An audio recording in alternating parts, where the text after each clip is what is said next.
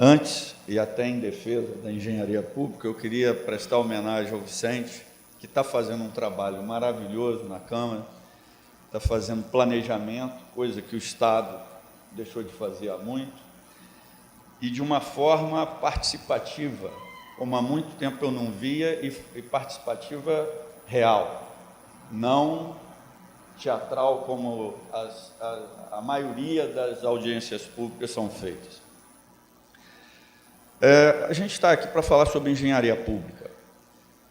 Hoje, o que a gente tem é a fragilização da engenharia pública. Isso já vem, é um processo que se alonga, vem de bom tempo, e a quem interessa e por que existe, a gente já sabe, todos sabem, agora começam as provas, né, de por que se fragilizar, por que acabar com a engenharia pública, porque ela seria uma forma de impedir a corrupção.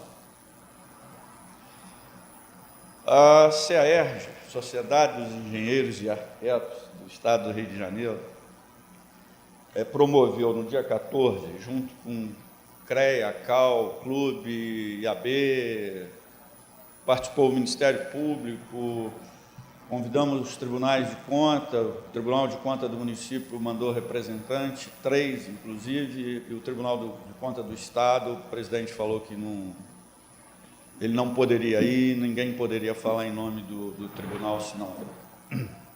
E lá, todos caminharam na mesma direção, né? O profissional da área pública, e aqui a gente está até entendendo a engenharia e os arquitetos não gostam muito, mas trazendo arquitetos, urbanistas, todos, e considerando que no planejamento das cidades eles estariam, né, colocados, esse profissional da área pública faria os estudos, o projeto básico, a coordenação e a fiscalização. Óbvio, a gente tem que ter, e aí entra a consultoria, a gente tem que ter a realidade de que a gente vive num sistema capitalista, e ainda que não fosse, o Estado não pode, não tem condição de fazer tudo, mas ele pode coordenar, deve coordenar e deve fiscalizar, e não passar para terceiros. Em função disso também do seminário, a gente viu a necessidade da valorização do profissional de engenharia e arquitetura pública. E eu vou, até um cacuete, porque é a Sociedade dos Engenheiros e Arquitetos, eu represento as duas, e também estou no Instituto Estadual de Engenharia e Arquitetura, e a gente transita e se relaciona com engenheiros e arquitetos.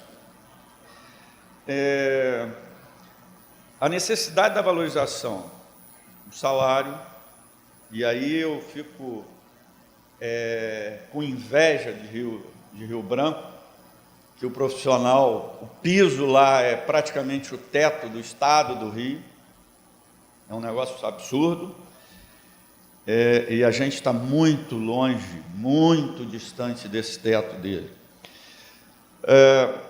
Dar condições de trabalho, que na maioria das vezes não é dado ao profissional da engenharia pública, disponibilizar uma infraestrutura adequada, hoje, hardware, software, que a gente tem conhecimento em locais aí que não tem um programa para se fazer projeto, não tem equipamento para se usar, e agora, então, com a atual situação, o negócio só piorou. Além disso, há necessidade de que os gestores, principalmente os gestores políticos, não venham com ideias prontas e de fora e impor projetos, impor soluções que nem sempre são as melhores. ou na maioria das vezes, não são as melhores. Pelo menos, não são aquelas de melhor custo-benefício para a sociedade. Neste aspecto, o profissional da área pública tem a vivência do problema, coisa que nem sempre quem está fora sabe, vê parte, mas não vê o problema como um todo e não vivencia ele o dia a dia. Para mim, está muito claro que obra pública tem que levar em conta depois de pronta. Toda obra pública que exige manutenção intensa não é a melhor solução. Porque você está criando custo para a sociedade no futuro, que além de construir, você vai ter que fazer uma manutenção. Não estou advogando a não manutenção, óbvio que tem que ter a manutenção, mas as soluções têm que olhar o aspecto futuro da obra. Eu acho até que os piscinões é parte de uma solução, mas não muito boa. Ele exige que vai ter deposição de parte sólida e vai ter bombeamento intenso. Então, vai ter que fazer isso diuturnamente. Talvez o governo que construa até faça, o próximo não sei se fará. Essas pontes estaiadas, não sei. Se a gente tem aqueles viadutos que o DR fez há 50 anos atrás, agora começando a dar problema, porque foram feitos pensando na manutenção, imagina uma ponte dessa, o que vai trazer de necessidade de manutenção. Bom, a gente tem, a respeito das cidades, né, do salário, de como fazer, porque às vezes as soluções não podem ser igual para a cidade capital ou a cidade que tem uma receita alta de um pequeno município. O Estado do Rio tem um exemplo, embora cambeta, porque não se fez completamente. É o Instituto Estadual de Engenharia e Arquitetura que, na sua formulação lá, quando foi pensado como um otimizador da mão de obra de engenheiros, arquitetos, geólogos, geógrafos e cartógrafos do Estado, onde todos eles estariam ali e seriam distribuídos e disponibilizados à medida que fosse necessário no órgão naquele instante, em função das prioridades que aquele governo estaria dando, se é estrada, supre mais o DR, se é saneamento, supre mais outra área, se é geologia, mais para lá e mais para cá. E tirando a ociosidade e o custo morto de ter estruturas estanques e que, muitas das vezes, ociosas. E esse instituto tem como uma segunda finalidade dar suporte às prefeituras do interior, e a gente estava fazendo isso. Apenas o instituto não tem uma dotação adequada, porque foi o segundo passo que não se deu. Ele foi criado em 90, só em 2011 se fez um concurso e só a partir daí a gente passou a pagar os profissionais com o orçamento do Instituto. Inclusive o Márcio foi presidente, sabe disso, essa coisa aí, vivenciou isso.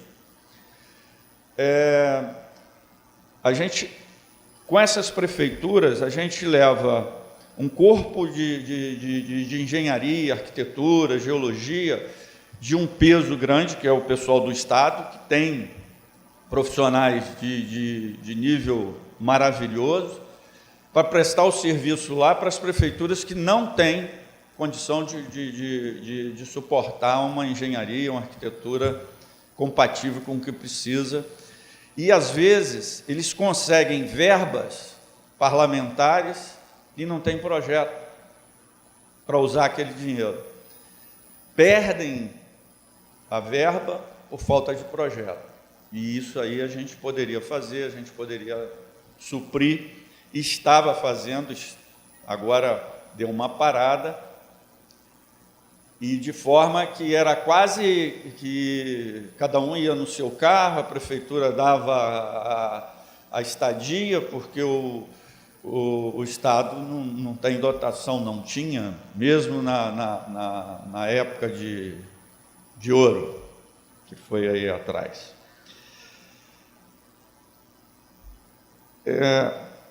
Outra coisa também, o Estado não se conhece.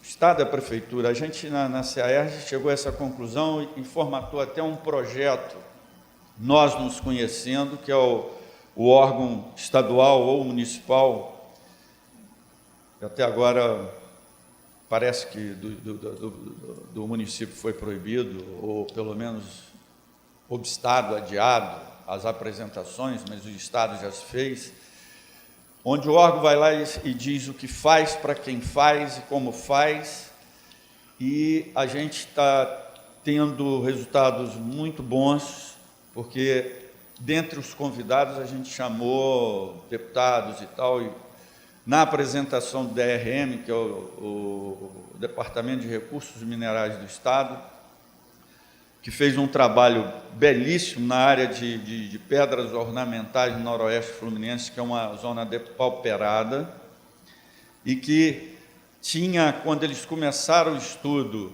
uma arrecadação de ICMS de 25 milhões ano, que passou, tão logo eles entraram com 1 ou 2 anos depois para 400 milhões de ICMS, quando o petróleo, que é altamente volátil e com uma perspectiva finita, pelo menos até onde a gente vai, ou por falta ou por problemas ambientais,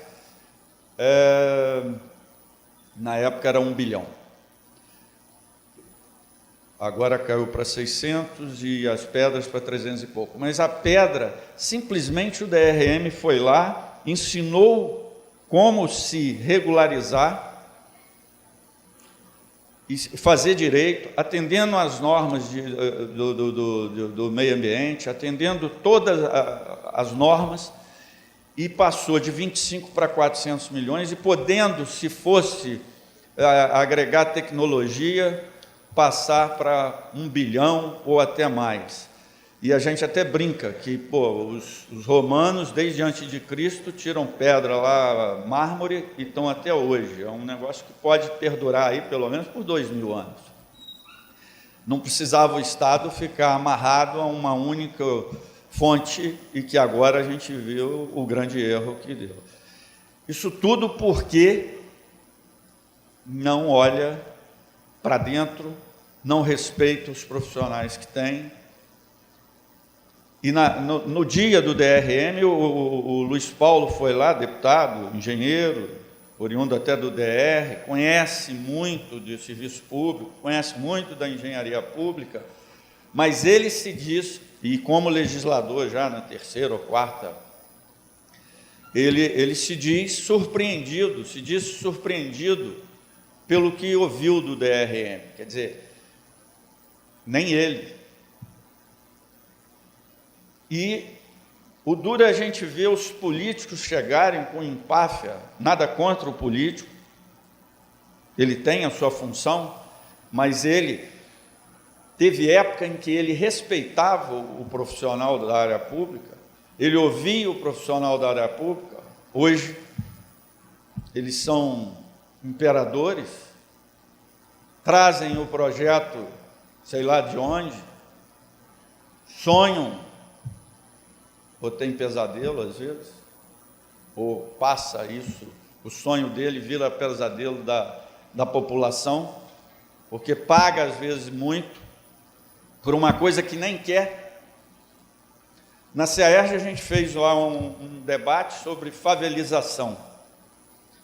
Levei antes os urbanistas, o pessoal do IAB, do CAL, que mostrou a sua visão.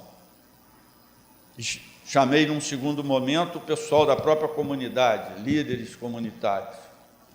E o líder da Rocinha foi claro em dizer que eles queriam impingir a eles um teleférico tal lá, igual ao alemão. E eles não queriam teleférico, eles queriam esgoto. Eles queriam a rua decente para poder transitar.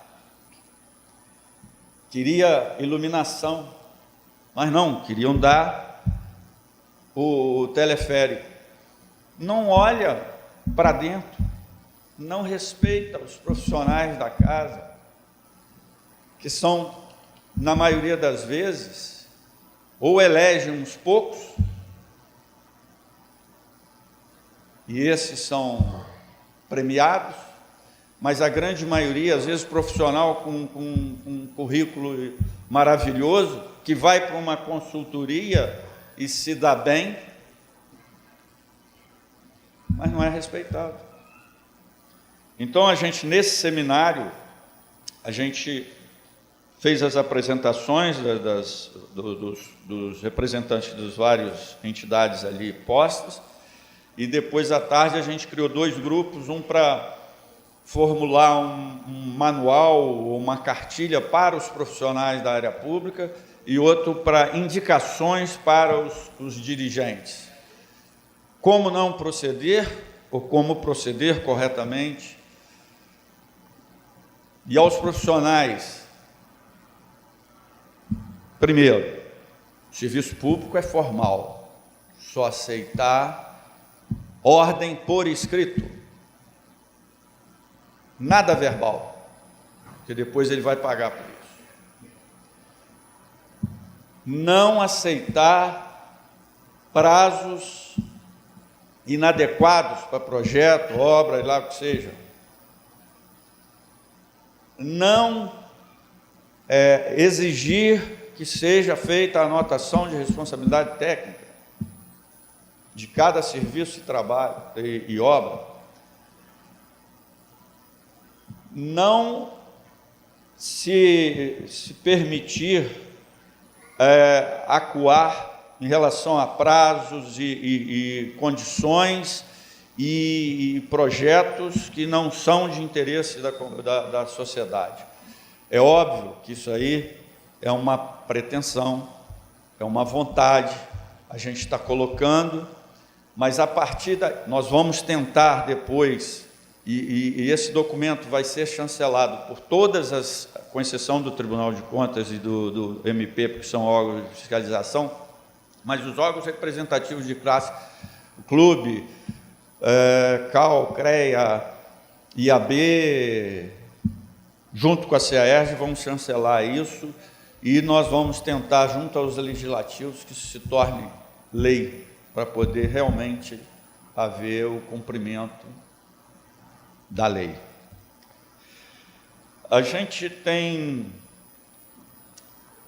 esse projeto de carreira de Estado, que foi dito pelo Tadeu, é o PLC 13, que é um projeto que está na Câmara partiu da Câmara em 2013, hoje está no Senado, que na época a ministra, quando voltou, Gleice Hoffmann, quando voltou para o Senado, pediu vistas e sentou em cima, agora parece que está andando. Isso aí é uma coisa que daria um peso que equipararia os profissionais de engenharia, arquitetura, dessas áreas, a um procurador, alguma coisa assim, e que daria uma autonomia maior e poder, de fato, não aceitar pressões, não se subjugar a ordens absurdas, e a partir desse documento, seja ele lei ou não, a CAERJ vai ser quem vai defender, o profissional, tanto no Estado, que a gente representa profissionais do Estado e das prefeituras, o profissional que se sentir acuado obrigado a fazer aquilo que indevidamente, fazer algo indevido, a CEAERJ é que vai